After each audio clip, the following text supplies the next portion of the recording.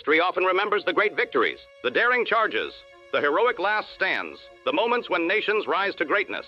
But behind every triumph lies another story. A story of miscalculations, arrogance, poor intelligence, and decisions that change the fate of thousands. The United States has built one of the most powerful military forces in human history. Yet even the strongest armies make catastrophic mistakes. Some blunders cost battles, others cost wars, and some altered the course of history forever. Tonight, we examine the greatest military blunders in American history, from devastating underestimations, to failed invasions, to disastrous strategies that trapped soldiers in impossible situations. These are the moments when military power collided with human error, and the consequences were unforgettable. June 25th, 1876, the Great Plains of Montana Territory. Lieutenant Colonel George Armstrong Custer rides toward destiny or disaster. Custer is already a national celebrity, a Civil War hero, bold, fearless, and dangerously overconfident. The U.S. government is attempting to force Native American tribes onto reservations, but many Lakota, Sioux, and Cheyenne warriors refuse. Gathering under leaders like Sitting Bull and Crazy Horse, thousands unite near the Little Bighorn River. Custer receives orders to locate the encampment and prevent escape. Instead of waiting for reinforcements, he decides to attack immediately. Custer believed speed and aggression would guarantee victory. He assumed the native forces would scatter like they had in previous engagements. That assumption proved fatal. Custer badly underestimates the size of the enemy force. He believes he faces perhaps 800 warriors. In reality, there may be more than 2,000. Then comes the critical mistake. Custer divides his regiment into multiple smaller groups. Instead of concentrating strength, he spreads his men thin across unfamiliar terrain. One detachment is overwhelmed, another retreats, and Custer himself becomes isolated. Within hours, Custer and more than 200 men are dead. The defeat shocks the nation. Newspapers sensationalize the battle as Custer's last stand. But military historians see something else. A textbook example of arrogance overpowering strategy, poor reconnaissance, divided forces, and a commander unwilling to adapt. The tragedy wasn't inevitable. Custer had options. He could have waited. He could have regrouped. Instead, he gambled everything on a rapid victory. The Battle of Little Bighorn becomes one of the most famous defeats in American military history, and one of its earliest great blunders. December 7th, 1941, Hawaii. The Pacific Fleet rests quietly in Pearl Harbor. Sailors prepare for a peaceful Sunday morning. Then, without warning, the sky erupts. Japanese aircraft descend in waves, bombs fall, battleships explode. Within minutes, America is under attack. Pearl Harbor becomes one of the deadliest surprises in military history. But the attack raises a haunting question. Could it have been prevented? There were warning signs everywhere. Intelligence reports, diplomatic tensions, radar detections. But the U.S. military wasn't prepared to believe an attack was imminent. American officials knew relations with Japan were deteriorating. Economic sanctions had pushed tensions to the breaking point. Yet commanders at Pearl Harbor assumed Hawaii was too distant for a direct assault. That assumption created vulnerability. Aircraft were parked wingtip to wingtip. Battleships sat exposed. Then came another critical failure. Hours before the attack, radar operators detected incoming aircraft. The warning was dismissed. Officials believed the planes were expected American bombers. They were wrong. By the end of the attack, more than 2,400 Americans are dead. 8 battleships are damaged or destroyed. The United States is thrust into World War II. Pearl Harbor wasn't simply an intelligence failure. It was a failure of imagination. Leaders couldn't believe the enemy was capable of such a bold strike. Ironically, the disaster transforms American military strategy. The nation modernizes rapidly. Aircraft carriers replace battleships as the dominant force. And intelligence coordination becomes a top priority. But the lesson remains timeless. Ignoring warning signs can be catastrophic. 1961. The Cold War is intensifying. The United States fears the spread of communism just 90 miles from Florida. In Cuba, Fidel Castro has seized power. American leaders want him removed. The CIA develops a secret plan. Train Cuban exiles, invade the island, spark a popular uprising, overthrow Castro. On paper, the operation appears plausible. In reality, it is built on dangerous assumptions. The CIA believed ordinary Cubans would immediately rise against Castro once the invasion began. There was very little evidence to support that belief. President John F. Kennedy approves the operation, but he limits direct American military involvement to preserve plausible deniability. That restriction cripples the invasion force before it even lands. On April 17, 1961, approximately 1,400 Cuban exiles arrive at the Bay of Pigs. Almost immediately, the mission begins collapsing. Castro's forces are prepared, air support is insufficient, communications fail, supplies run low, and the expected uprising never happens. Within 3 days, the invasion is crushed. Many invaders are killed. More than 1,000 are captured. The operation becomes an international humiliation for the United States. The Bay of Pigs exposed what happens when political assumptions override military realities. The failed invasion strengthens Castro's position, and it pushes Cuba closer to the Soviet Union. A year later, the world comes terrifyingly close to nuclear war during the Cuban Missile Crisis.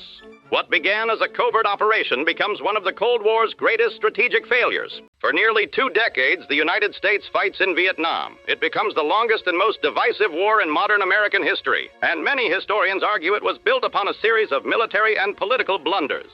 The United States enters Vietnam believing superior firepower and technology will guarantee victory, but the war proves far more complicated. American leaders fundamentally misunderstood the conflict. They viewed Vietnam through the lens of the Cold War, but for many Vietnamese fighters, this was a nationalist struggle against foreign intervention. American strategy relies heavily on body counts, search and destroy missions, bombing campaigns, and overwhelming force.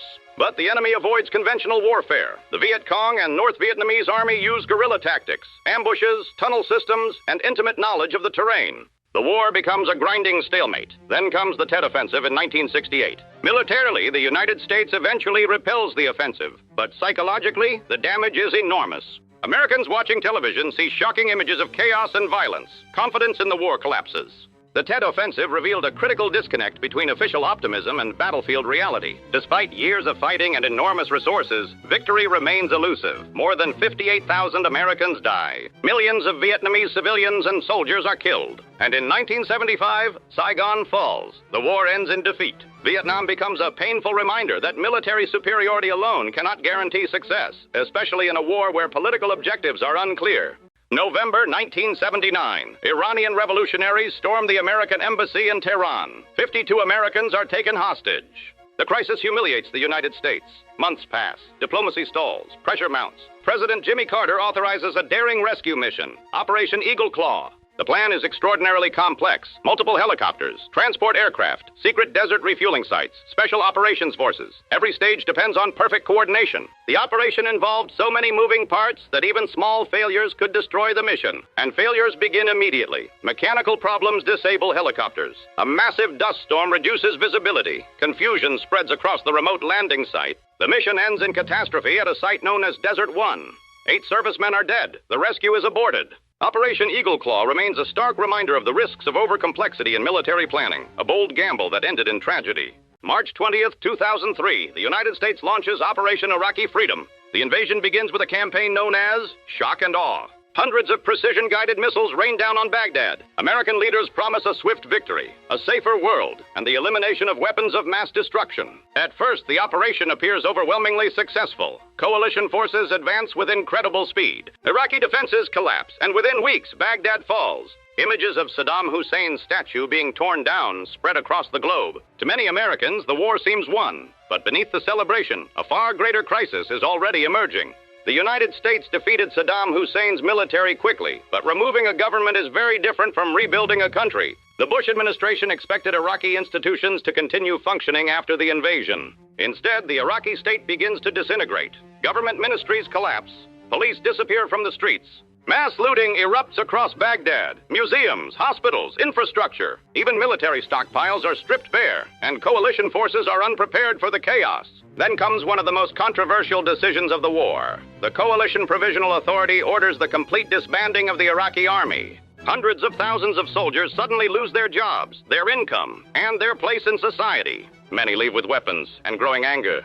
Disbanding the Iraqi army created a massive security vacuum. It removed one of the few institutions capable of maintaining order. Soon, insurgent attacks begin. Roadside bombs, ambushes, suicide attacks. The conflict transforms from conventional warfare into a brutal insurgency. American troops face an enemy that blends into civilian populations. Front lines disappear, trust erodes, violence escalates. In cities like Fallujah, some of the fiercest urban fighting since Vietnam erupts. House-to-house battles devastate entire neighborhoods. American forces struggle to distinguish insurgents from civilians. Every alleyway becomes a potential ambush. Every roadside pile of debris could hide a bomb. Meanwhile, sectarian divisions explode across Iraq. Sunni and Shia militias wage bloody conflict, religious tensions intensify, and terrorist organizations exploit the instability, among them Al-Qaeda in Iraq, a group that would later evolve into ISIS. The power vacuum created after the invasion opened the door for extremist groups to gain influence across the region. Meanwhile, the central justification for the invasion begins collapsing. No weapons of mass destruction are found. The intelligence used to support the war comes under intense scrutiny. Public trust begins to erode, not only internationally, but inside the United States itself. The absence of WMDs severely damaged international trust and public confidence in the war effort. At home, support for the war steadily declines. Casualties mount, costs skyrocket. Television screens fill with images of bombings, funerals, and growing instability. Then comes another devastating blow, the Abu Ghraib prison scandal. Photographs showing abuse of Iraqi prisoners spark global outrage. America's moral authority suffers immense damage. By the end of the war, thousands of American servicemen and women are dead. Hundreds of thousands of Iraqis have been killed. Millions are displaced, and the financial cost reaches into the trillions of dollars. Although Saddam Hussein is removed from power, the region is left deeply unstable. The conflict reshapes the Middle East for decades. The Iraq War demonstrated that winning a conventional invasion does not guarantee strategic success. Planning for peace is just as important as planning for war. For critics, the Iraq War becomes one of the defining military blunders of the 21st century. Not because American forces lacked strength, but because leaders underestimated what would happen after victory. The lessons of Iraq continue shaping American foreign policy even today, and the consequences are still unfolding across the Middle East.